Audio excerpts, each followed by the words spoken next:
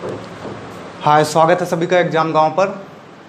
आज से हम लोग पढ़ेंगे इतिहास पीटी के लिए, और इतिहास में मध्यकालीन भारत का इतिहास।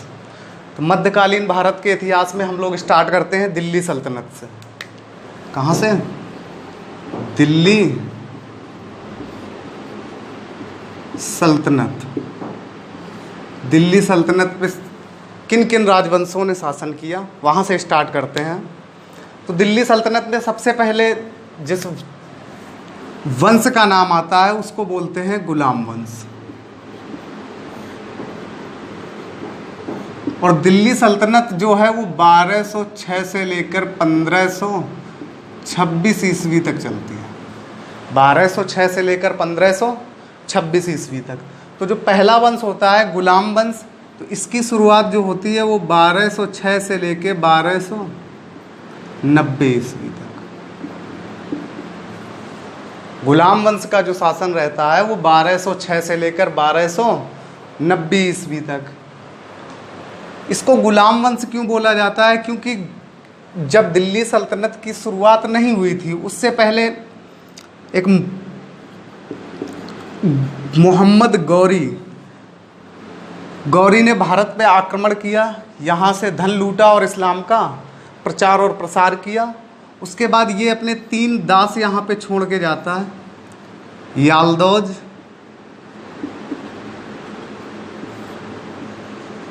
कुबाचा और ऐबक।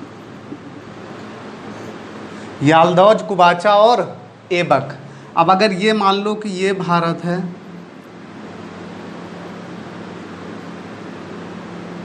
इस तरीके से,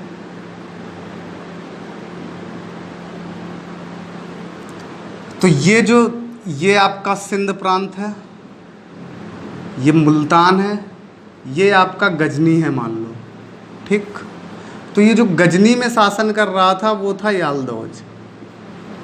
सिंध और मुल्तान में जो शासन चला रहा था वो था कुबाचा, गौरी के जाने के बाद। और ये जो पूरा उत्तर भारत था, ये इस हिस्से पे जो शासन कर रहा था वो कर रहा था ऐबक। ये जब मोहम्मद गौरी अब वापस चला जाता है तो ये अपना सारा प्रशासन इन्हीं तीनों के हाथों में सौंप के चला जाता है। तो यालदौज गजनी में शासन कर रहा था, कुबाचा सिंध और मुल्तान पे, और ऐबक भारत पे, ठीक है।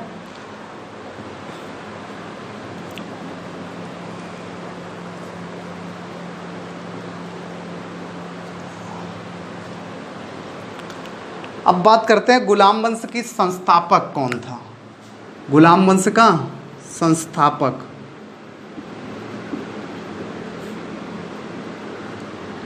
तो कुतुबुद्दीन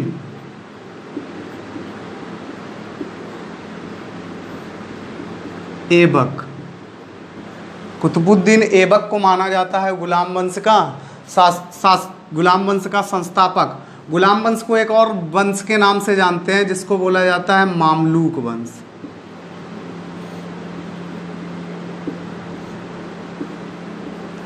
सवाल ये है कि गुलाम वंश को मामलूक वंश क्यों कहा गया?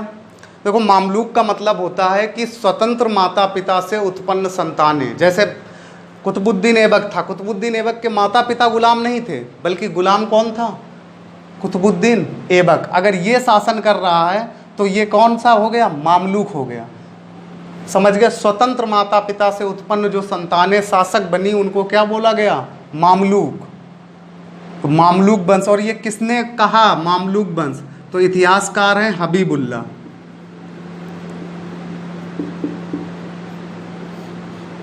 हबीबुल्लाह ने गुलाम वंश को क्या कहा है? मामलूक वंश, ठीक।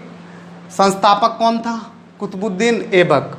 अब इसके बारे में, और ये कब से कब तक रहा? तो 1206 से 1210 तक। 1206 से 1210 तक। इसके इतिहास को किस तरीके से पढ़ेंगे? कोई भी शासक हो, देखो, मैं तुम लोगों को यहाँ पे पढ़ाने के पर्पज़ से नहीं आया हूँ, मैं तुम लोगों को सिखाने के पर्पज़ से आया हूँ कि कैसे इस इतिहास को पढ़ते हैं, कैसे शॉर्ट नोट्स बनाते हैं, बीपीएससी हो चाहे यूपीएससी हो। अब इसको किस तरीके से हम पढ़ेंगे? देखो, ये आया किसके साथ था?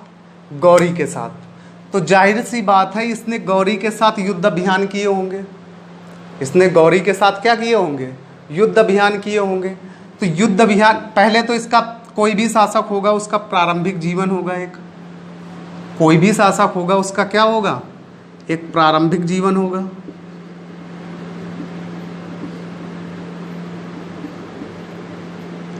चूंकि ये दास था मोहम्मद गौरी का, तो ये मोहम्मद गौरी के साथ इसने कितने युद्ध अभियान किए,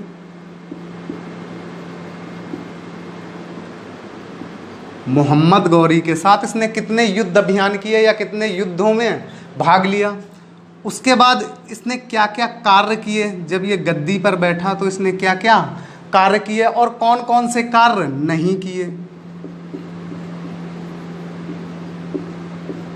कौन कौन से कार्य नहीं किए। चूंकि ये एक शासक था, चूंकि ये एक शासक था तो इसके दरबार में विद्वान भी रहते होंगे। तो कौन कौन से विद्वान रहते थे,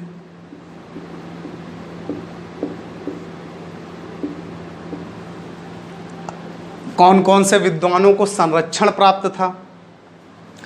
चार चीजें इसका आरंभिक जीवन पढ़ेंगे, गौरी के साथ युद्ध अभियान इसने जो किए वो पढ़ेंगे, उसके बाद इसने क्या क्या कार्य किए वो पढ़ेंगे, इसके शासनकाल में कौन कौन से विद्वान रहते थे या इसका समकालीन कौन था वो पढ़ेंगे, और उनकी रचनाएं क्या थी उसके बारे में जानेंगे। उसके बाद इसकी क्या हो जाती है, मृत्यु हो जाती है। तो कब मृत्यु हुई, कैसे मृत्यु हुई, उन सारी चीज़ों को पढ़ेंगे। तो ये 5 आयाम हैं, इन 5 आयामों पे चर्चा करेंगे, ठीक है। तो इसको हटा दें। गुलाम वंश 1206 से 1290 तक, इसको मामलुक वंश बोला जाता है। मामलुक वंश किसने कहा, हबीबुल्लाह ने कहा। गुलाम वंश का संस्थापक कुतुबुद्दीन ऐबक। अब इसके 5 आयामों के तौर पर, और जितने भी दिल्ली सल्तनत के शासक हैं, ये दिल्ली सल्तनत से लेके मुगल वंश तक सबके इन्हीं आयामों पे चर्चा होगी। प्रारंभिक जीवन, युद्ध अभियान, कार्य, कौन कौन से विद्वान रहते थे और कब इनकी मृत्यु हुई और कैसे मृत्यु हुई, ठीक है।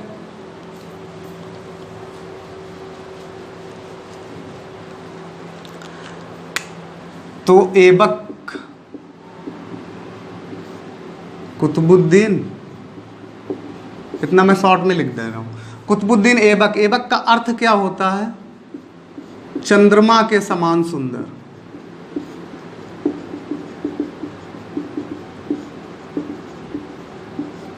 चंद्रमा के समान सुंदर। अब इसका प्रारंभिक जीवन क्या था, प्रारंभिक जीवन, कुतुबुद्दीन ऐबक का प्रारंभिक जीवन, चूंकि इसके माता पिता क्या थे, तुर्क थे, माता पिता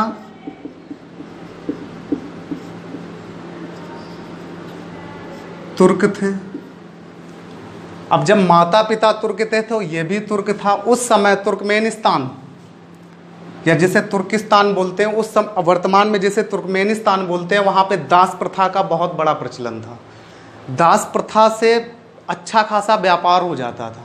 तो हुआ क्या कि इसके माता पिता से ये अलग हो गया, अपने माता पिता से ये बिछड़ गया, और बिछड़ने के बाद एक व्यापारी ने इसको बेच दिया। व्यापारी ने पहले खरीदा, व्यापारी ने पहले खरीदा और खरीदने के बाद निसापुर की बाजार में, निसापुर की बाजार में एक काजी थे, फरुखुद्दीन अब्दुल अजीज।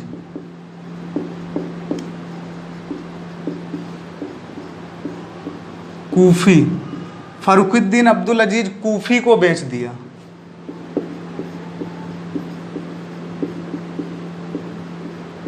समझना, माता पिता तुर्क थे, ये माता पिता से अलग हुआ तो एक व्यापारी की निगाह इस पे पड़ी, व्यापारी ने इसको खरीद लिया। खरीदने के बाद वो निसापुर की बाजार ले गया, निसापुर की बाजार में फरुखुद्दीन अब्दुल अजीज कूफी को बेच दिया। इन्होंने इसको घुड़सवारी और अस्त्र शस्त्र की विद्या सिखाई। घुड़सवारी की ज़्यादा और अस्त्र शस्त्र की विद्या सिखाई किसने, फरुखुद्दीन अब्दुल अजीज कूफी ने। और जब इनकी मृत्यु हो गई तो इनके जो लड़के थे, इनके जो लड़के थे काजी साहब के, उन्होंने, लड़कों ने इसे मोहम्मद गौरी को बेच दिया।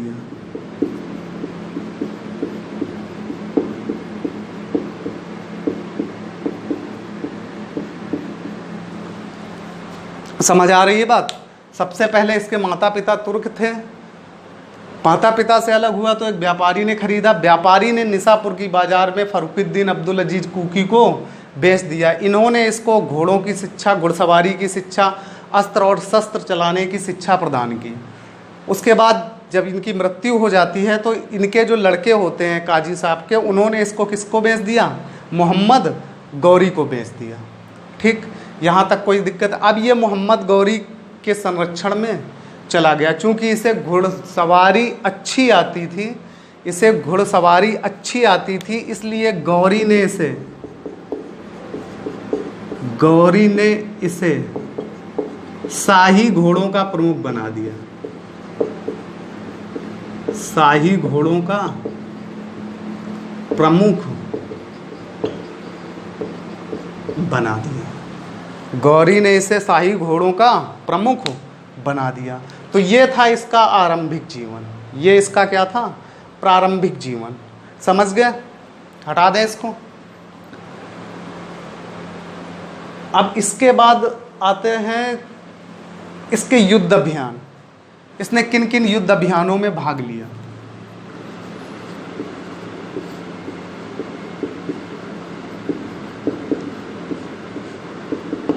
तो सबसे पहला जो युद्ध अभियान इसने किया वो 1191 तराइन बैटल, तराइन का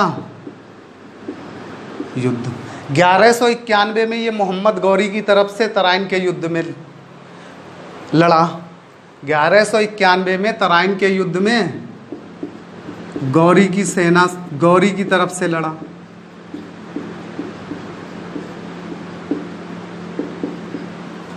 दूसरा फिर 1192 में फिर तराइन बैटल में, तराइन के युद्ध में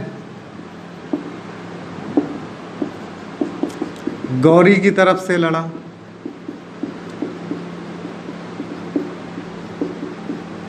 उसके बाद 1194 में चंदावर का युद्ध लड़ा।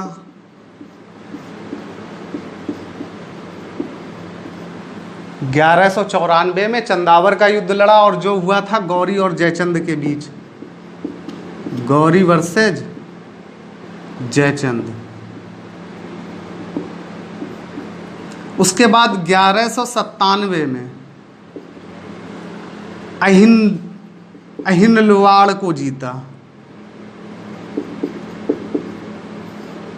गुजरात, अहिनवाल मतलब गुजरात, और भीमदुती को दंडित किया।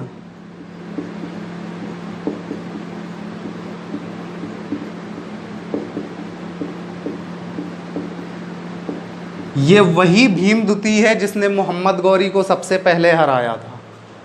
ठीक है, 1197 में इसने बदला लिया अपने मालिक मोहम्मद गौरी की हार का, और 1197 में इसने अहिनवाल को लूटा। उसके बाद में 1202 में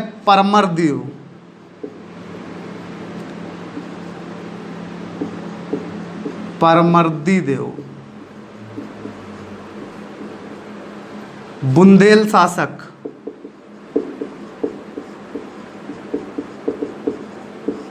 को हराया, जिससे महोबा आदि के क्षेत्र इसके शासन के अंतर्गत आ गए। और छठवां युद्ध 1205 में खोखरों से लड़ा।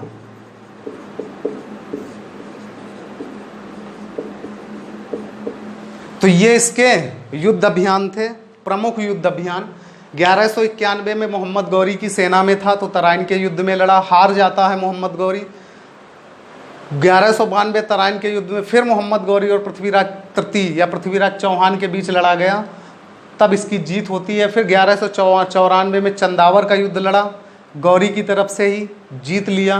1197 में अहिलवाड़ गुजरात में पड़ता है, भीम द्वितीय को दंडित किया और अहिलवाड़ को लूटा। 1202 में परमर्दिदेव बुंदेल शासक थे, उनको हराया और 1205 में खोखरों से लड़ा। तो ये थे इसके युद्ध अभियान। ठीक है, अब युद्ध अभियान के बाद ये 1206 में शासक बन जाता है। युद्ध लड़ने के बाद 1206 में शासक बन जाता है और शासक बनने के बाद में इसको उपाधियां दी जाती हैं।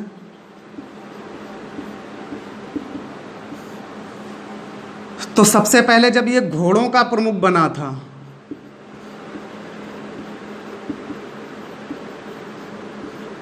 तो इसे अमीर ए आखूर की उपाधि दी गई। अमीर ए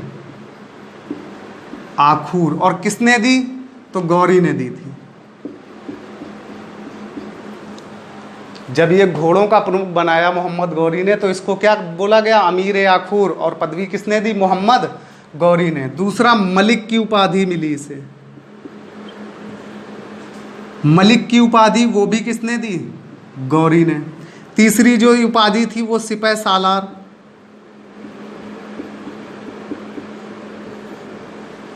वो भी किसने दी थी? मोहम्मद गौरी ने। मोहम्मद गौरी का ये सिपह सालार था। ठीक है, चौथी जो उपाधि थी वो लाख बख्श।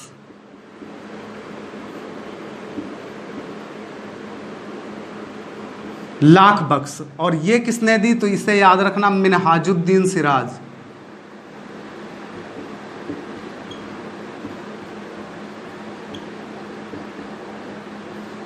लाख बख्श, कुतुबुद्दीन ऐबक को लाख बख्श किसने कहा है? तो मिनहाजुद्दीन सिराज ने। उसके बाद में इसे पील बख्श भी बोला जाता है क्योंकि ये हाथियों का बहुत दान करता था। इसे हातिम दो भी बोला जाता है दानता के कारण।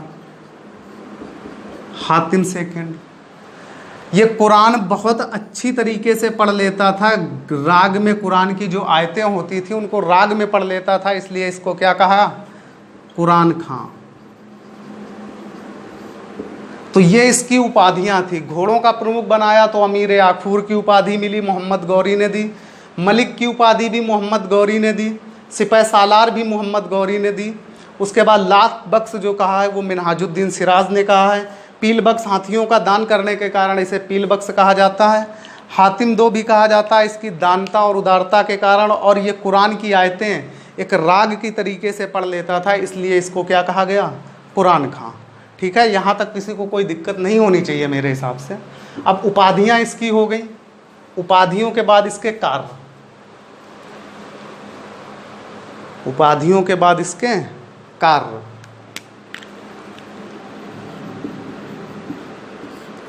क्या क्या कार्य किए? तो सबसे पहले भारत की पहली मस्जिद, भारत की पहली मस्जिद कुव्वतुल इस्लाम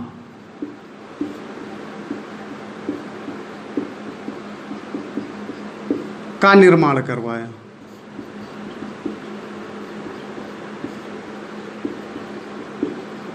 भारत की पहली मस्जिद कुव्वतुल इस्लाम का निर्माण किसने करवाया था? कुतुबुद्दीन ऐबक ने। और कहाँ पे? तो दिल्ली में। कहाँ पे करवाया था? तो दिल्ली में।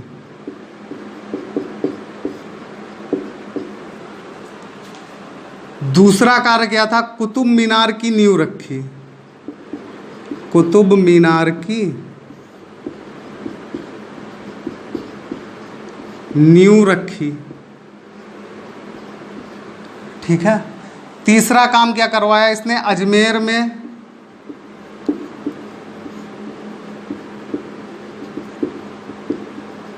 अढ़ाई दिन का झोपड़ा बनवाया। अजमेर में अढ़ाई दिन का झोपड़ा बनवाया। यहाँ तक कोई दिक्कत है? इसने क्या क्या कार्य किए? भारत की पहली मस्जिद कुव्वतुल इस्लाम का निर्माण करवाया दिल्ली में। कुतुब मीनार की नींव रखी और अजमेर में 2.5 दिन का झोपड़ा बनवाया। ठीक है, ये 3 कार्य इसने किए थे। और क्या क्या कार्य इसने नहीं किए, क्या क्या कार्य इसने नहीं किए, कार्य नहीं किए। तो पहली चीज कि इसने अपने नाम के सिक्के नहीं चलवाए, अपने नाम के सिक्के नहीं चलवाए। दूसरा काम क्या किया, कभी सुल्तान की उपाधि धारण नहीं की, सुल्तान की उपाधि धारण नहीं की। और तीसरा, कब इसने अपना कुतबा भी नहीं पढ़वाया, कुतबा भी नहीं पढ़वाया। तो ये इसके वो काम हैं जो इसने नहीं किए, कि अपने नाम के इसने सिक्के नहीं चलवाए, सुल्तान की उपाधि ना धारण नहीं की और कुतबा नहीं पढ़वाया। ठीक है, तो इसके वो कार्य जो इसने नहीं किए। अब बात करते हैं कि इसकी राजधानी कहाँ थी। एक्चुअल में इसकी जो राजधानी थी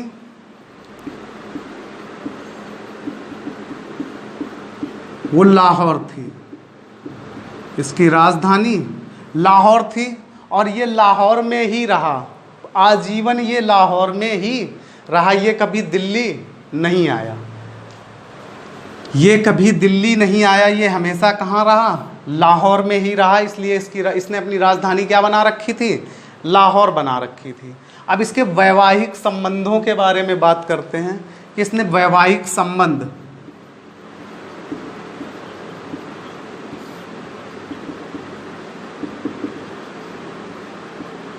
तो देखो याल्दोज इसका विपक्षी, कुबाचा इसका विपक्षी। याल्दोज की पुत्री से ये विवाह करता है, याल्दोज की पुत्री से ये विवाह करता है। समझ गए, याल्दोज की जो पुत्री होती है उससे ये क्या करता है, विवाह करता है। और इसकी जो बहन होती है उसका विवाह किससे करता है, कुबाचा से। याल्दोज की पुत्री से ये खुद विवाह करता है और अपनी बहन की शादी किससे करता है, कुबाचा से। और इसकी जो एक पुत्री होती है उसका विवाह करता है इल्तुतमिश से।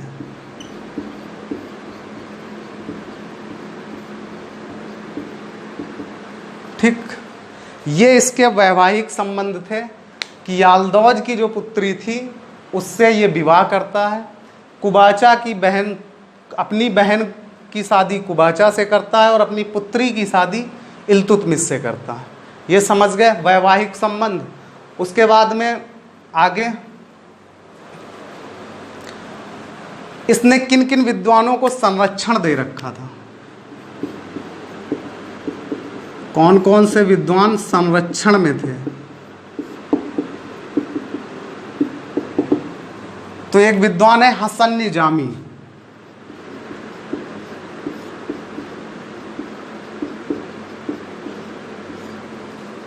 और दूसरे थे फक्र मुदब्बिर।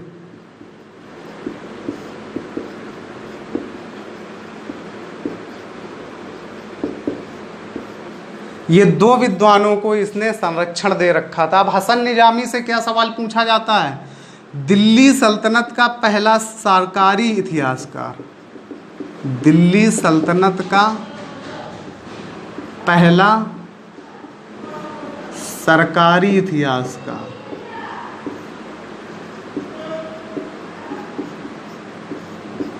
दिल्ली सल्तनत का पहला सरकारी इतिहासकार कौन था, हसन निजामी। और हसन निजामी की जो रचना है जिससे दिल्ली सल्तनत के बारे में पता चलता है, उस रचना का नाम है ताजुल मासिर, ताजुल मासिर। तो इसने दो विद्वानों को संरक्षण दे रखा था, एक हसन निजामी और एक फ़क्र मुदब्बिर। हसन निजामी को बोला जाता है दिल्ली सल्तनत का पहला सरकारी इतिहासकार, और उनकी जो रचना है वो कौन सी रचना है? ताजुल मासिर। यहाँ तक समझ गए हो? आगे देखो। उसके बाद ये इसकी मृत्यु कैसे होती है? तो लाहौर में ही पोलो, जिसे हॉर्स पोलो बोलते हैं ना, और उस समय हॉर्स पोलो को बोलते थे चौगान। चौगान खेलते वक्त इसकी मृत्यु हो जाती है। चौगान खेलते वक्त इसकी मृत्यु हो जाती। चौगान खेलते समय 1210 में इसकी मृत्यु हो जाती है, और मृत्यु हो जाने के बाद इसका मकबरा कहाँ बना? तो इसका मकबरा कहाँ स्थित है? लाहौर में स्थित है। इसका मकबरा कहाँ पे स्थित है? तो लाहौर में इसका मकबरा स्थित है। ठीक है, इसका मकबरा कहाँ पे स्थित है? लाहौर में स्थित है। इसके बाद इसका उत्तराधिकारी कौन आता है?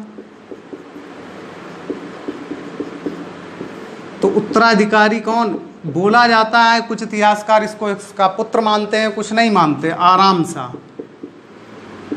इसका उत्तराधिकारी कौन आता है? आराम शाह। तो ये था कुतुबुद्दीन ऐबक। कुतुबुद्दीन ऐबक के बारे में सारी जानकारी। ठीक है, अब एक बार रिकॉल कर लेते हैं कुतुबुद्दीन ऐबक के बारे में सारा कुछ, और सिनॉप्सिस से रिकॉल करेंगे। ठीक है, कुतुबुद्दीन ऐबक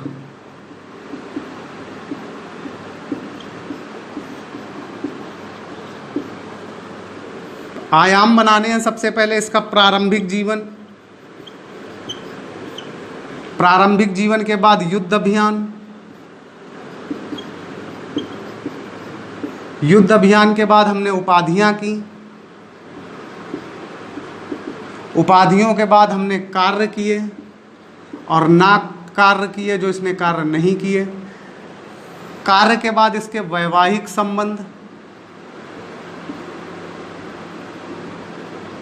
और वैवाहिक संबंध के बाद हमने इसके अन्य चर्चाएं की। प्रारंभिक जीवन क्या था? माता पिता क्या थे? माता पिता तुर्क थे।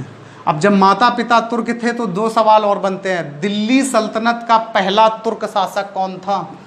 कुतुबुद्दीन ऐबक। जो कि माता पिता क्या थे? तुर्क। तो दिल्ली सल्तनत का पहला शासक कौन था? तुर्क था। और वो कौन सा तुर्क? कुतुबुद्दीन ऐबक। एक व्यापारी के हाथों बेच दिया जाता है। व्यापारी के बाद व्यापारी इसे निसापुर की, व्यापारी कहाँ बेच देता है? निसापुर की बाजार में। और किसके हाथों? तो एक काजी थे फरखुद्दीन अब्दुल अजीज, कूफी के हाथों बेच देता है। जब उनकी मृत्यु हो जाती है तो उनके लड़के कुतुबुद्दीन ऐबक को मोहम्मद गौरी के हाथों बेच देते हैं। ये था इसका प्रारंभिक जीवन। युद्ध अभियान कौन कौन से किए? तो 1191 में तराइन का प्रथम युद्ध लड़ा, हार जाता है मोहम्मद गौरी। फिर 1192 में तराइन का द्वितीय युद्ध लड़ा, गौरी की तरफ से था, जीत जाता है मोहम्मद गौरी। फिर 1194 में चंदावर का युद्ध लड़ा गौरी और जयचंद के बीच, वो भी जीत गया। फिर 1197 में सूरत पे आक्रमण किया, गुजरात पे आक्रमण किया और अहिलवाड़ को लूटा और भीमद्वितीय को दंडित किया। उसके बाद 1202 में बुंदेल शासक परमर्दिदेव को हराया और अपने शासन का विस्तार किया। फिर 1202 में परमर्दिदेव को हराया और अपने शासन का विस्तार किया। उसके बाद 1205 में खोखरों के साथ युद्ध लड़ा। ये इसके युद्ध अभियान थे। उपाधियाँ क्या थी? तो सबसे पहले मोहम्मद गौरी ने इसे घोड़ों का प्रमुख बनाया। वहाँ पे इसको उपाधि मिली अमीर आखूर की। अमीर आखूर की उपाधि के बाद जब ये युद्ध लड़ा तराइन का द्वितीय बैटल, तराइन का द्वितीय युद्ध, तब इसको उपाधि दी मोहम्मद गौरी ने मलिक की। उसके बाद सिपह सालार की उपाधि, इसको लाख बख्श किसने कहा? तो मिनहाजुद्दीन सिराज ने। इसे पील बख्श भी बोला जाता है क्योंकि इसने हाथियों का दान किया था। कुरान की आयतें ये अच्छी तरीके से राग में पढ़ लेता था, इसलिए इसे क्या कहा गया? कुरान खां। दान और उदारता के कारण इसे क्या बोला गया? हातिम सेकंड। उपाधियां हो गई। अब कार्य क्या क्या हुए? तो दिल्ली की पहली मस्जिद कुब्बतुल इस्लाम का निर्माण किसने करवाया? कुतुबुद्दीन ऐबक ने। 2.5 दिन का झोपड़ा अजमेर में किसने बनवाया? कुतुबुद्दीन ऐबक ने। कुतुब मीनार की पहली मंजिल या कुतुब मीनार की नींव किसने रखी? कुतुबुद्दीन ऐबक ने। और कार्य क्या क्या नहीं किए? तो ना तो इसने अपने नाम के सिक्के चलवाए और ना ही अपने नाम का कुतबा पढ़वाया और ना ही इसने कभी सुल्तान की उपाधि धारण की। वैवाहिक संबंध क्या थे? तो यालदौज की पुत्री से विवाह किया। यालदौज की पुत्री से विवाह किया इसने और अपनी बहन की शादी कुबाचा से की। और इसकी जो पुत्री थी उसकी शादी इसने किससे की? इसका एक दास था इल्तुतमिश से की। अन्य चर्चाओं में इसकी राजधानी क्या थी? तो इसकी राजधानी ये लाहौर में ही रहा, कभी दिल्ली नहीं आया। तो इसकी राजधानी क्या थी? लाहौर थी। पोलो खेलते वक्त या चौगान खेलते वक्त इसकी मृत्यु हो जाती है और मृत्यु हो जाने के बाद में इसका जो मकबरा था वो कहाँ बनवाया गया? लाहौर में ही बनवाया गया। और इसका जो उत्तराधिकारी आया, कहते हैं इसका पुत्र था, और इसका पुत्र कौन था? आराम सा। तो ये था आपका कुतुबुद्दीन ऐबक। ठीक है। आगे अब जब हम पढ़ेंगे तो पढ़ेंगे रजिया सुल्तान, इल्तुतमिश, रजिया सुल्तान और बलबन। ठीक, ओके।